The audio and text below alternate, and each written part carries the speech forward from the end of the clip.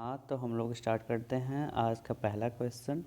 इसमें कि among the terms listed below those that are not technically the correct names for a floral world are, तो कौन से हैं। इसमें से हम लोग को पता है कि जो कार्पेल और सेपल्स होते हैं वो यूनिट होती हैं, ना कि कोई फ्लोरल वर्ल्ड होता है। तो इसका जो आंसर होगा वो सेकंड एंड जो फोर्थ है वो होगा।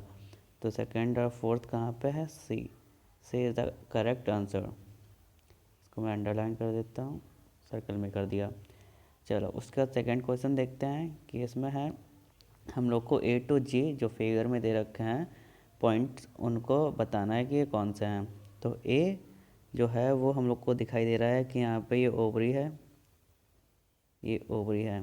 तो सबसे पहले ओवरी देखो, ए ओवरी कहाँ पे है? ए में ओवरी है, सी में भी ओवरी है। अब बी देखो, बी फिलामेंट है ए में, और सी में बी सेपल है। तो ए सी जो बी हम लोग को दिखाई दे रहा है वो सेपल ही है, ये कैलिक्स का पार्ट है। तो सी यहाँ पे सही आंसर हो जाएगा। उसके बाद हम लोग नीचे आते हैं।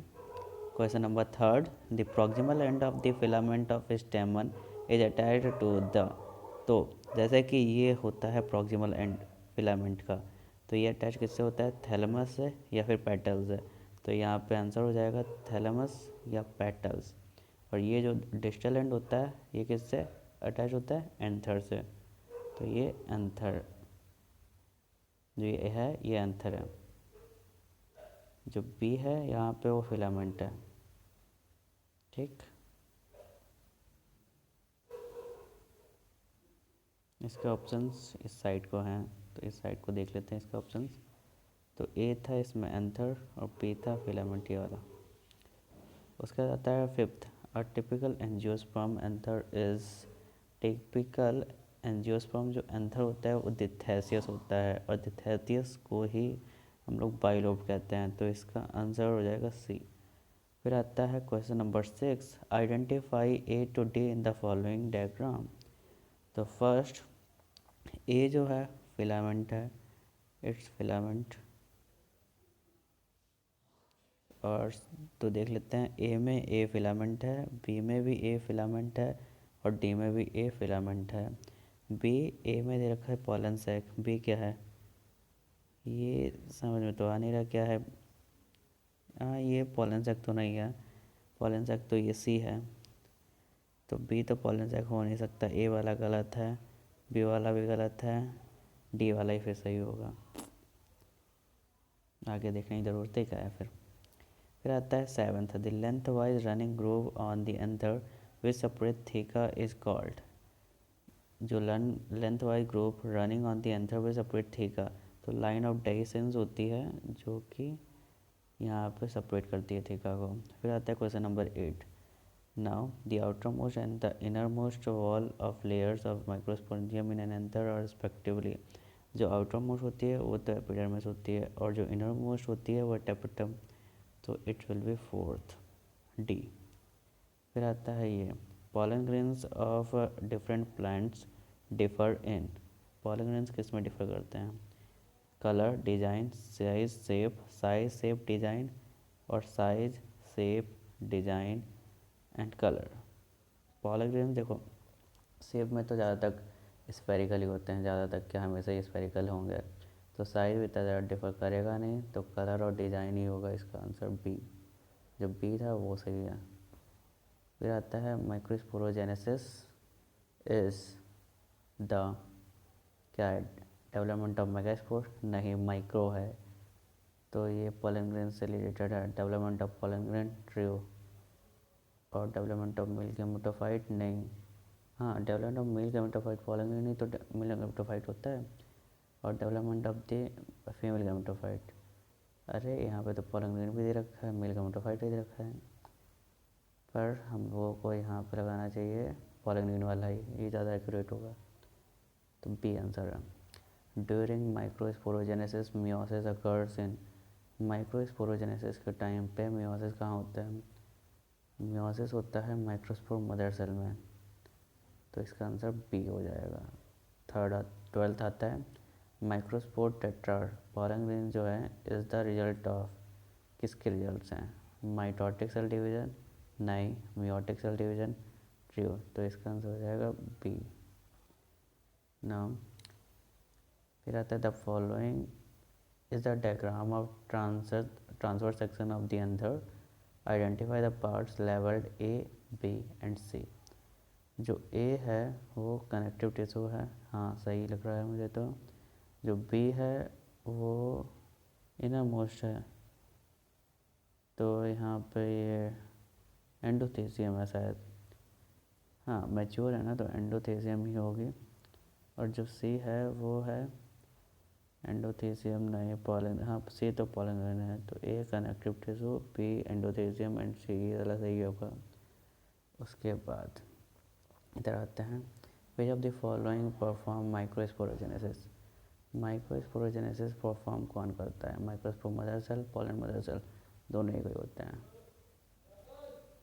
तो इसका सी हो जाएगा। Tapetal cells are characterized by the presence of dense cytoplasm and one nuclei false. Tapetal cell multinucleated होता है, इसका बी हो जाएगा।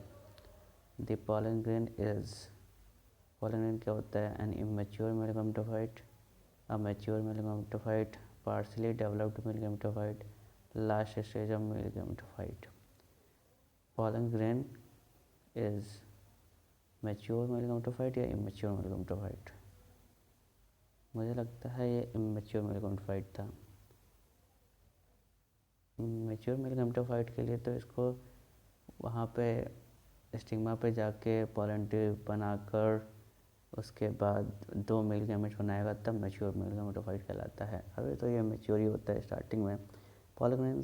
Pollens have 2 prominent walls which are A and B. Here A and B refers to the exine and एंटाइन, ये तो simple है, इसका B हो जाएगा। फिर आता है which of the following statements about sporopollenin are true. Sporopollenin के लिए कौन सा ट्रू है? Exine is made of sporopollenin, true है। Sporopollenin is one of the most resistant organic materials, ये भी ट्रू है। और sporopollenin can withstand temperatures and strong acids, ये भी ट्रू है। So far no enzyme is known to degrade the sporopollenin, ये भी सब ट्रू है इसमें। और of this एंटाइन is made up of, ये तो सेलुलोज और पेक्टिन दोनों की बनी होती हैं, इसमें सी हो जाएगा। फिर आते हैं question number 20, the functions of the germ pore is. Germ pore का फंक्शन क्या है? इमर्जेंस ऑफ रेडिकल, नहीं। Absorption of water for the seed germination, initiation of the pollen tube. Absorption of water, नहीं, ये तो उससे होता है माइक्रोपाइलर से, जो माइक्रोपाइल बनता है, और हाइलम उससे होता है। यहाँ पे इनिशिएशन ऑफ पॉलन ट्यूब ही होगी। C, the male gametophyte in an angiosperm produces. जो मेल गैमेटोफाइट है जिसको पॉलन ग्रेन कहते हैं, वो क्या प्रोड्यूस करता है? Single sperm and 2 vegetative cell, नहीं, 2 स्पर्म्स और 1 वेजिटेटिव सेल होता है, जो कि ऑप्शन नंबर सी में दिखाई दे रहा है, तो ये सी हो जाएगा इसका। उसके बाद आते हैं ये question number 22, 60% of angiosperm set their pollens at the 2 celled stage, तो इसमें हो जाएगा 2 सेल्ड स्टेज, ये तो एनसीईआरटी में दिया गया है। उसके बाद आते हैं क्वेश्चन नंबर 23 पे, viability of pollen grains depend on. Viability of pollen grains depends on genetic ability and the environmental factors. तो यहाँ पे जेनेटिक्स से कुछ रिलेटेड दे नहीं रखा है, और एनवायरनमेंट में ह्यूमिडिटी, टेम्परेचर, प्रेशर तीनों ही होते हैं, पर सी वाले में दोनों दे रखे हैं, तो ह्यूमिडिटी एंड टेम्परेचर सी हो जाएगा। Pollen tablets are available in the market for, supplementary food होता है फॉर द हॉर्सेज, जिससे कि काफ़ी एनर्जी आ जाती है उनमें, रेस वाले जो हॉर्सेज होते हैं, तो इसमें सी हो जाएगा। ना ये क्या दे रखा है यहाँ पे क्वेश्चन नंबर 25 में, पहचानो ये क्या है? ये है यहाँ पे मल्टी कार्पेलरी ओवरी, जो है ये मल्टी कार्परी, और साथ में ये सिनकार्पस है, क्योंकि फ्यूज है, सिनकार्पस है ना, फ्यूज, सिनकार्पस ही है, तो बी हो जाएगा। ये कहाँ पहुँच गया? गिरा। क्वेश्चन नंबर 26, आइडेंटिफाई करना है इसमें भी फिर से। तो ए जो है उसको आइडेंटिफाई करो पहले। ए क्या है? इंटरगमेंट है ए, देख लो। इंटरगमेंट बी में दे रखा है ए इंटरगमेंट। देखो बी क्या है? न्यूसेलस। बी न्यूसेलस तो नहीं लग रहा मुझे। चलो सी देखो, सी क्या है? चले जा। नहीं, ये तो कतई नहीं होगा। ए गलत देखा है, ए कुछ और ही है यहाँ पर। बी क्या है? चलो बी से स्टार्ट करो। बी फिनिकल है। चलो सी में फिनिकल है। हाइलम नहीं, हाइलम नहीं है। सी क्या है? एम्ब्रियोजैक। तो मुझे ये इसमें सी ज़्यादा सही लग रहा है। सी एम्ब्रियोजैक है और बी फिनिकल है। ए हाइलम ही होगा, हालांकि इंटरगमेंट पे पॉइंट कर रखा है पर मुझे हाइलम ही लग रहा है। उसके बाद देखते हैं क्वेश्चन नंबर 27। इसमें क्या है? ए फनिकल को किससे करेंगे हम लोग? Junction part of ovule and funicle नहीं है ये। Protective envelopes of the ovule नहीं है। स्टॉक ऑफ ओव्यूल, हाँ यही लग रहा है मुझे। ए का फर्स्ट। इंटरगमेंट्स क्या है? प्रोटेक्टिव एनवलप्स ऑफ ओव्यूल, तो बी का सेकंड हो जाएगा। सी का देखो चला जाएगा, basal part of the ovule होता है, तो सी का फोर्थ। तो इसमें ये होगा। माइक्रोपाइल इज क्या है? Small pore through which water enters true. Small aperture where no integuments are present, ये भी ट्रू है। Small pore needed for the seed existence, all of these. 29 देखो।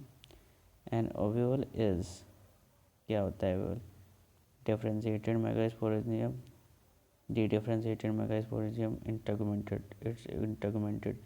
जो सी वाला है वो सही है। फिर आते हैं क्वेश्चन नंबर 30 पे, और यहीं पे आज हम लोग अपना ये सेशन ख़त्म करेंगे। तो इसमें है question number 30। Starting from the inner most part the correct sequence of the parts in an ovule is. तो सबसे पहले एग होता है, हाँ ट्रू। उसके बाद क्या आएगा? न्यूसेलस नहीं। एग के बाद एम्ब्रियोस आएगा, हाँ ट्रू। और फिर न्यूसेलस आएगा और फिर इंटरगमेंट्स आएगा, तो बी बिल्कुल सही है। बी वाला सही होगा। तो बस आज हम लोग इतने क्वेश्चन करेंगे। टाटा बाय बाय, धन्यवाद।